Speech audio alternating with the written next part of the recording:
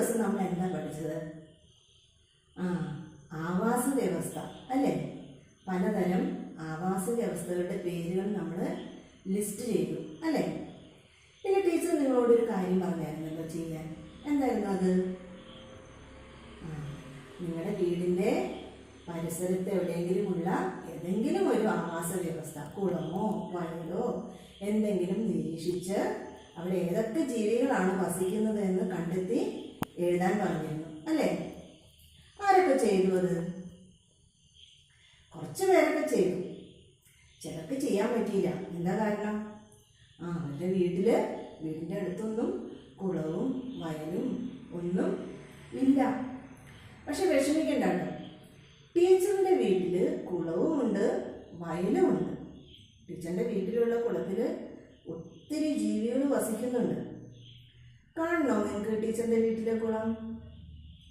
ശരി, കാണിച്ചു തരാം. പക്ഷേ അതിനു മുമ്പ് നിങ്ങളൊരു കാര്യം ചെയ്യണം.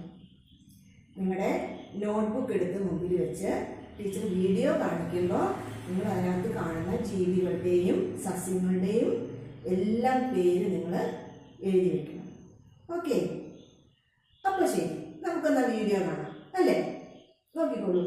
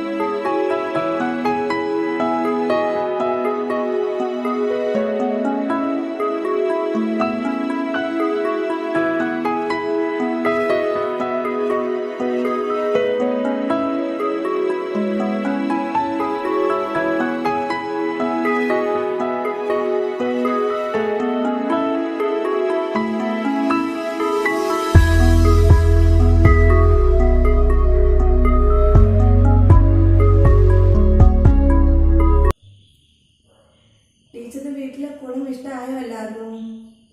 എത്ര ജീവികളാണ് അതിൽ വസിക്കുന്നത് അല്ലേ? ടീച്ചർ പിന്നെ വേറൊരു കാര്യം കൂടി നിങ്ങളോട് പറഞ്ഞിരുന്നു. നിങ്ങളുടെ വീട്ടിൽ ഒരു കുളത്തിൻ്റെ മാതൃക ഉണ്ടാക്കാൻ പറഞ്ഞിരുന്നു അല്ലേ? നമ്മുടെ ക്ലാസ്സിലെ 3 മിടുക്കി കുട്ടികൾ നല്ല ഭംഗിയായിട്ട് കുളത്തിൻ്റെ മാതൃക ഉണ്ടാക്കി വീഡിയോ ടീച്ചർക്ക് അയച്ചു തന്നിട്ടുണ്ട്. കാണണ്ടേ നിങ്ങൾക്ക്? ശരി, കാണിച്ചു തരാം. നോക്കൂ. ഇവിടെ കാണിക്കാൻ പോകുന്നത് ഒരു പോണ്ടാണ്.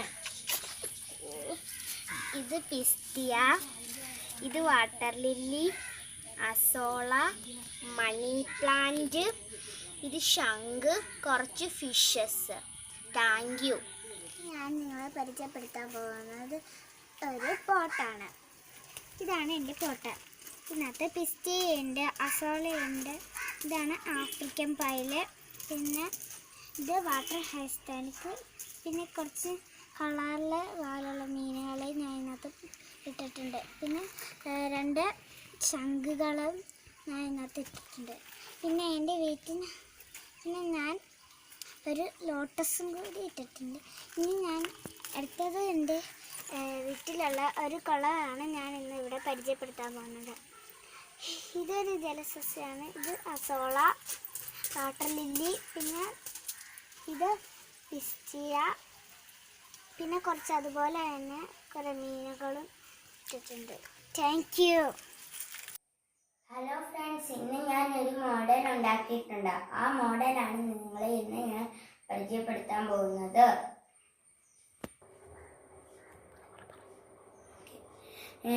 ഗായ്സ്, ഇതാണ് നമ്മൾ ഉണ്ടാക്കിയ മോഡൽ. അപ്പോൾ ഇനി നമുക്ക് ഇതിൽ എന്തൊക്കെയുണ്ടെന്ന് ഒന്ന് നോക്കാം. ഇതിൽ ഞാൻ 2 മീൻ ഇട്ടിട്ടുണ്ട്, പിന്നെ വാട്ടർ ക്യാബേജ്,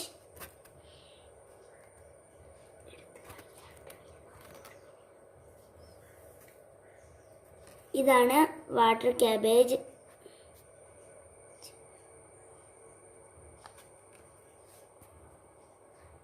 ഇതും അതുപോലെ തന്നെ ആഫ്രിക്കൻ പായല്,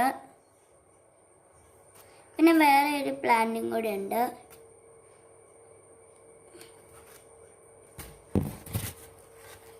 ഇതാണ് ഹൈഡ്രില്ല, ഷെൽസ്, ഇത് ഞൗണിക്കയുടെ ഷെല്ല്, ഇത് ശംഖ്.